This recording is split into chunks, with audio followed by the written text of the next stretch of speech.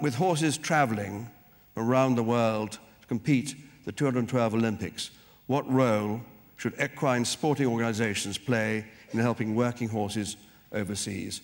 We've slightly covered this already, but Pippa, it's your... I thought this was a very difficult question.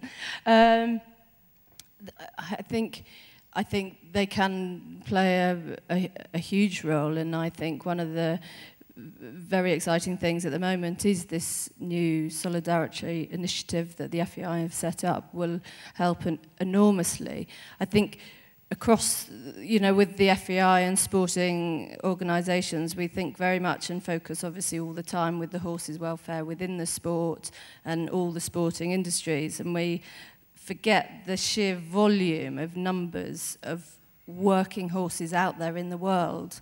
And it's very easy to get in our own bubble of the sport side, but the other aspect is those working horses, where 50% of the population depend on these horses for day-to-day living and working, whether that be in agriculture, just transporting things. And we saw some, well, we've got a classic example here on the screen, and I think that's what we've got to look at, and that's where we've got to really get behind this initiative the FEI have set up, where yes, the sports are becoming so much more popular, and I think it's vital that we do see the growth in sport throughout the world, and particularly in developing countries.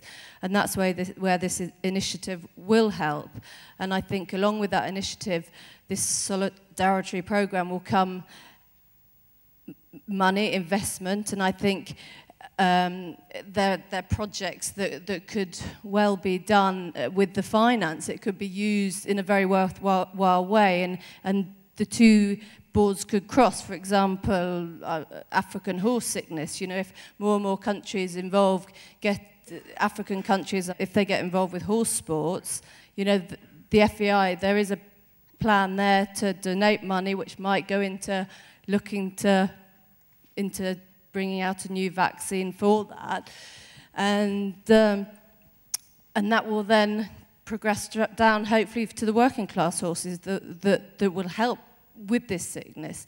And with that will be the vets. Obviously, the standards will be raised higher and higher, the veterinary, the farriers, and I think that's where World Horse Welfare can be used as a link, a useful link from the national federations that will start to work with the FEI, and then you need that link through to bring that down to the working class horse, to take full advantage of improving the standards of the sport in these developing nations, will automatically, I think, then improve the standards of the working class horse. And for those people to actually see, it really is worthwhile for them to take on board to help their horses, their horses, improve.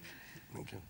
Hugh, don't say. I was just going to say very quickly, listening to Pippa's answer, it strikes me that the challenge facing equestrianism is no different to the challenge facing any other of the 26 Olympic sports.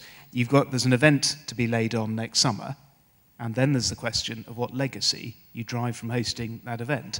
And the FEI clearly has the rules that will regulate what happens to horses travelling to this country and competing in the games. They do that in concert with all the domestic federations. But the challenge to equestrianism is how it uses the 2012 games to drive a legacy. In my speech earlier on, I said I very much hope that taking equestrianism to a new audience in London 2012, right at the centre of the Games, will encourage a whole generation of young people here to get interested in equestrianism, whether as competitors themselves or as followers. It strikes me that a very good legacy for this internationally would be a renewed drive by the International Federation on horse welfare, and it's sort of as simple as or as complicated as that. And the final word. Well, I'm sure that Pippa's right. I mean, I think there's an evolution, isn't there, in man's relationship with horse.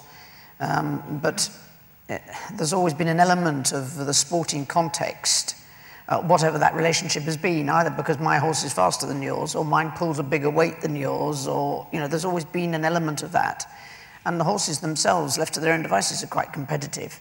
So the evolution through your working horse back into a sport horse, a broader sport horse range of activities, there is a sort of gap, I think, between the investment in the working horse and the investment in the sporting side.